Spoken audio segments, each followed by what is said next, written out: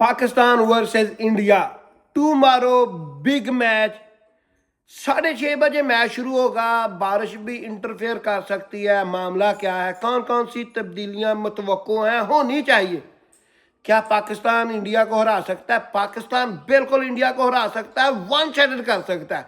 और आप ये बताएं कि आपको ये बात पता होनी चाहिए कि पाकिस्तान ये मैच जीत कर पीछे जितनी भी पाकिस्तान ने मैच हारे हैं उसका मुंह तोड़ जवाब देगा।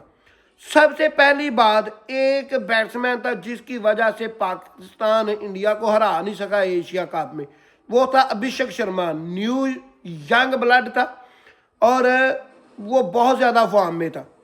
आप ये देखें कि वो हर बात को हिट लगाने चाहता है। इसी वजह से मोहम्मद आमर ने उसको स्कलैचर कहा था। स्कलैचर कहते हैं टुल्लेबाज को।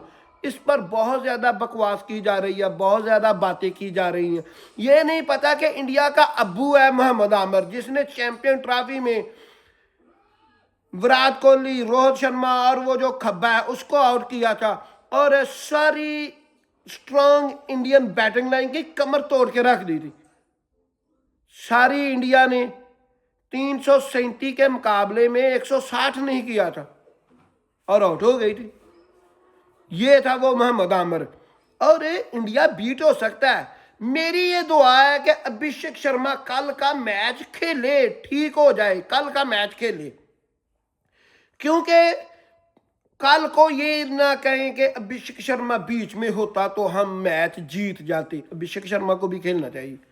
पाकिस्तान अभिषेक शर्मा भी खेले, और भी कोई प्लेयर है, विराट कोहली, रोहित शर्मा, जिसको भी खिलाना खिला ले। पाकिस्तान जब जीतने पर आता है ना, फिर नहीं देखता बीच में कौन खेल रहा है कौन नहीं खेल रहा। खेलने तो 11 खिलाड़ी हैं।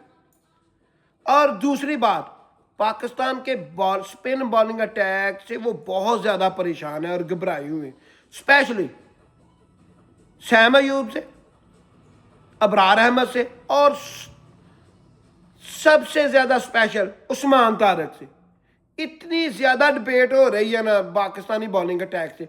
कम से कम पाकिस्तान को क्या करना चाहिए? पाकिस्तान को शहीनशाह अफरीदी को रेस्ट करानी चाहिए। शहीनशाह अफरीदी की जगह पर खिलाना चाहिए सुलेमान मिर्ज़ा को, और दूसरा फ़खर जमान को खिलाना चाहिए शद्दाद खान की जगह पर, और शद्दाद खान के हिस्से की बॉलिंग करवानी चाहिए सैम अयूब से। और तीसरी बड़ी तब्दीली, ख्वाजा मोहम्मद नाफे को डालना चाहिए उस्मान खान की जगह पर। ये 3 तब्दीलियां जब होंगी ना, बॉलिंग अटैक भी पूरा हो जाएगा, बैटिंग अटैक बहुत ज़्यादा स्ट्रांग हो जाएगा। वो कैसे?